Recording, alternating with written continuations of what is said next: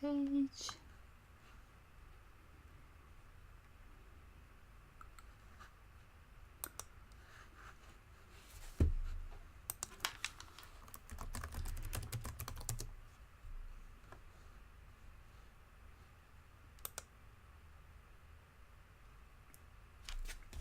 Am I live? Let's see.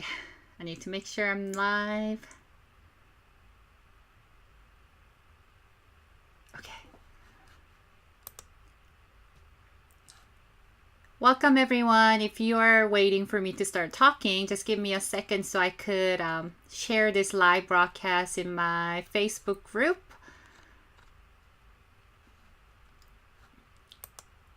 Share. My Facebook group is Alpha Female Sisterhood. If you are not in the group yet, you should be. If you're a female that wants to embrace your alpha energy, which is the strong leading,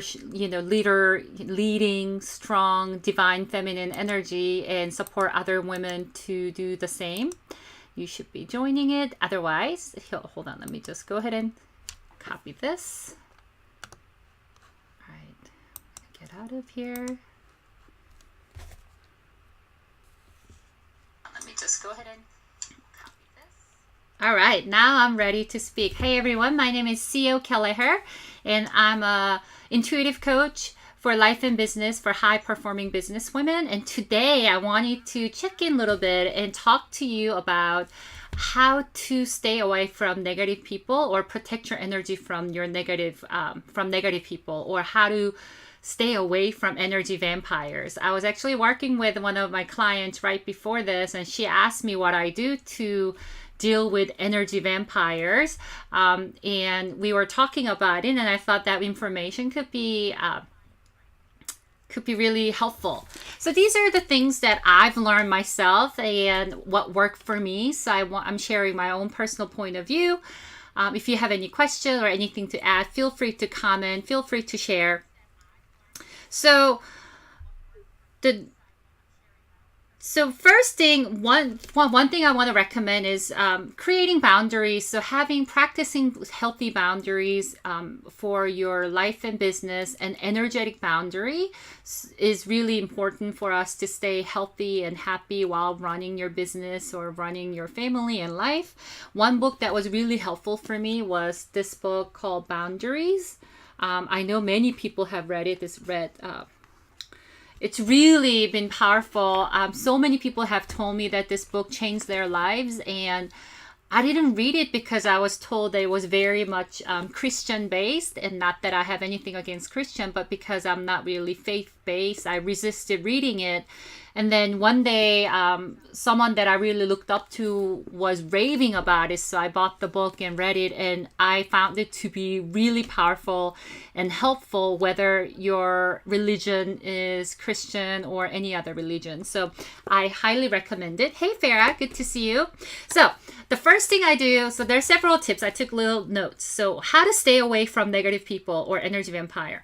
Number one thing that worked for me is you kind of call them out. So calling them out on their negativity in a kind way. So I used to have people who would reach out to me to gossip or vent about other people. And I'll sometimes say, this venting and complaining about this is not making me feel good. Or sometimes I'll just say, how I feel like we're talking a lot about other people. You need to stop, we need to stop talking about other people. We need to pay attention to our own life. We need to pay attention to, so just calling them out, even though it may hurt their feelings, calling them out and how negative or unproductive the conversation we are having, whether it's gossiping about other people, being judging and critical about other people, or just venting about what's wrong in our life, that tend to work. It's a one form of creating boundary.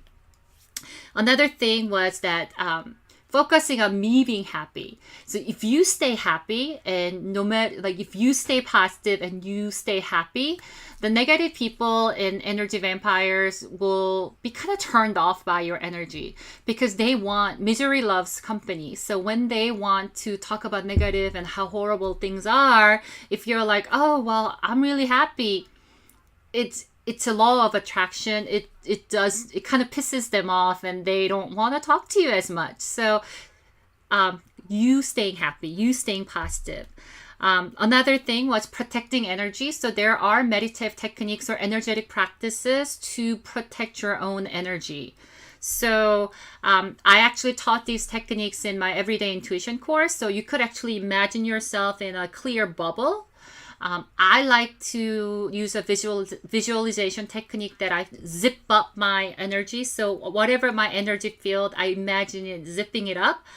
So that's helpful. So any type of energetic boundary visualization to protect your energy can be really helpful to when you're kind of exposed to negative people or people who tend to suck your energy out. And then do not engage. Do not engage. You know what I'm talking about, right? So if you think of some people who tend to be energy vampire for you or who tend to be really negative people, they fish for your attention. Like, oh, you're not going to believe what happened today. Oh, do not engage. You know what I mean?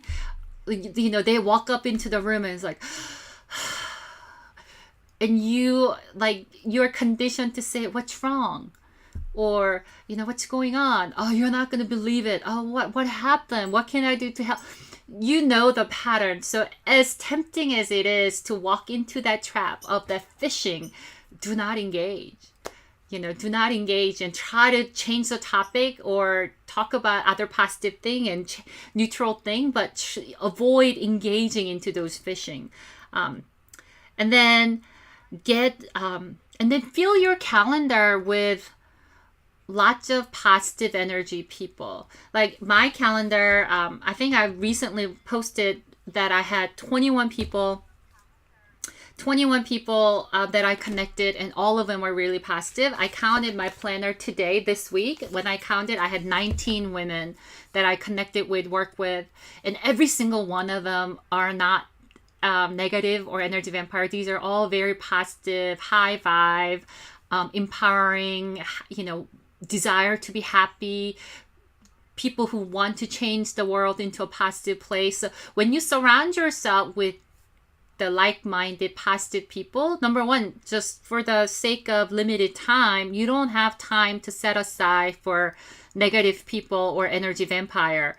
Plus, when you start surrounding yourself with this positive energy, it's like automatic energy repellent toward energy vampire and negative people. So when you surround yourself with all the happy people and all the happy energy, then it's the best way to deter people who are toxic or negative or victim-minded or kind of manipulative or energy vampire, sucking your energy dry, for those people to come to you.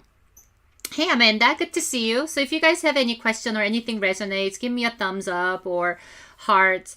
So I talked about calling them out, you staying positive, and then protecting your energy, learning how to protect your energy with a visualization or meditative practice.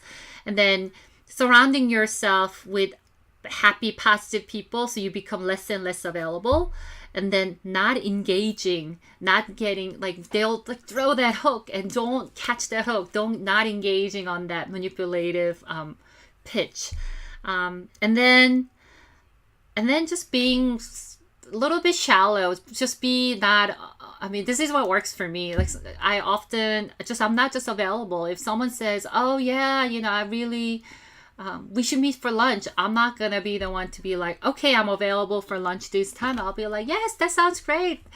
Have a great day. You know, just be really a little bit MIA, not, you know, missing in action or unavailable or less to catch.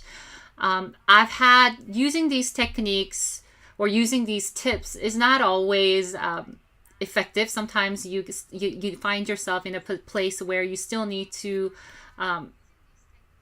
like if you're going to be exposed to people, but if you learn how to protect your energy, it can be it can be doable.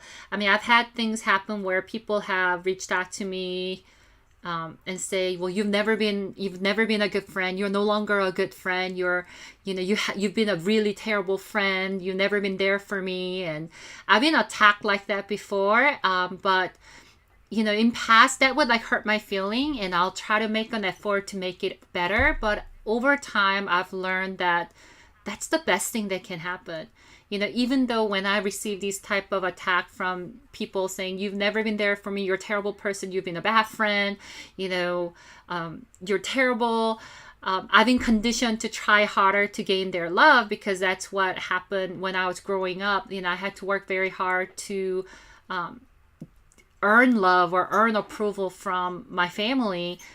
But now as an adult, I feel like when you get that, you're just going to have to be like, oh, thank you, girl, bye. You really need to be okay to burn that relationship or end that relationship. So when people send you these messages and they are negative people, we know these are the people who used to drain you. These are the people when they text you, we felt like, these are the people that weren't making you happy or stay positive. It is okay to suffer that severing of the relationship. So I want you to share that. There's some ladies who joined. I hope that resonates for you. If you have any comment, feel free to comment. And again, I want to close this with this recommendation of this book. What really resonated with me in this book is I thought boundary was all around being able to say no. So if you're able to say no, that means you have a great boundary. So I thought boundary problem only existed when people cannot say no. But it turns out that there is a boundary problem for people who cannot say yes. So there are people who cannot say yes to receiving love, and that was my huge thing for me. I felt it was difficult for me to receive. I felt like I had to keep earning it. I had to keep earning love or earning support from people. And so inability to say yes and inability to say no, they both can be a boundary problem.